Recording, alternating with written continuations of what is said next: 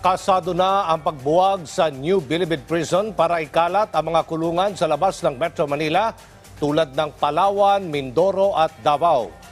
Lain ang hakbang na gawing mas kapaki-pakinabang ang mga persons deprived of liberty lalo na sa pagkakaroon ng food security.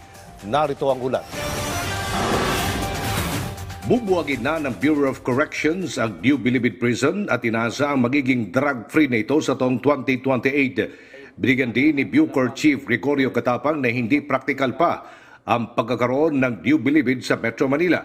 Inaasag na sa 80% sa mga PDL ang ililipat na sa Palawan. Sa ngayon, nasa 30,000 ang mga PDL sa Bucor at inasang ililipat ang ilan sa Davao, Palawan, Zamboanga at Leyte upang matugunan ang decongestion sa pasilidad sa New Bilibid. Ay kay General Catapang isinasaayos na rin ang Mindoro kung saan planong mailipat ang mga may kaso na kaugnay sa droga. Nakatakdang ilipat ang 4,150 persons deprived of liberty mula po dito sa Muntinlupa City Bureau of Corrections sa Davao Penal and Prison Farm sa Davao del Norte hanggang December 31, 2023. Inibagi pa rin ang pagbabagong ipinatutupad ng Bucor upang i-decongest ang kulungan. Sa pinakauling datos ng Bucor, nasa 2,812 na mga iligal na kubol ang pinagtatanggal na kung saan isinasagawa ang mga iligal na aktibidad ng ilang mga PDL. Binuwag din ng Bucor ang mga tinayong kulungan ng mga kalapati na naging dahilan na rin ang pagpasok ng mga kontrabando sa loob ng mga piitan. Nasa 100 milyong pondo naman ang inaasang ilalaan ng Bucor sa pagpapakabit ng mga CCTV sa mga kubol sa susunod na taon. Sa kasalukuyan, ginagawa na ng tanggapan ang mga programa at inaasahan ang malaking pagbabago sa loob ng Bucor. Malaki po talagang naitulong ng pagtanggal ng mga dingding. Okay. Kasi ang kontrabando po, tini-inspect yan 3 beses eh. Nagsisimula na tayo maglipat ng mga PDL.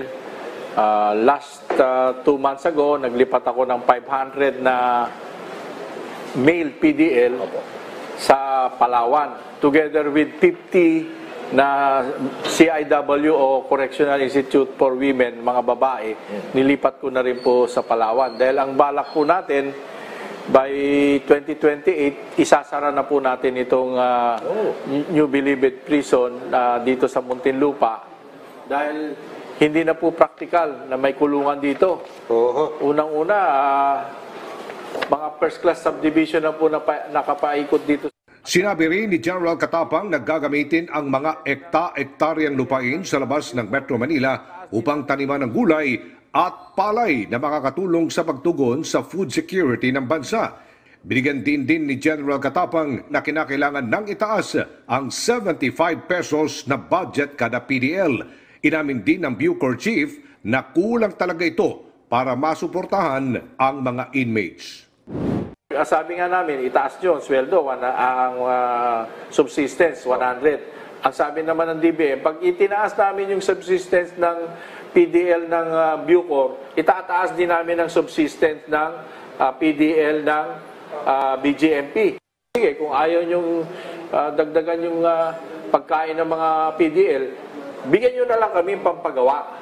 Magkano bang budget talaga per PDL dito po sa Bucor? Sa Bucor po at sa lahat ng 70 pesos. Sa ilalim ng pamumuno ni General Catapang, target din na gawing cashless ang pagpapadala ng pera ng mga kamag-anak sa mga PDL.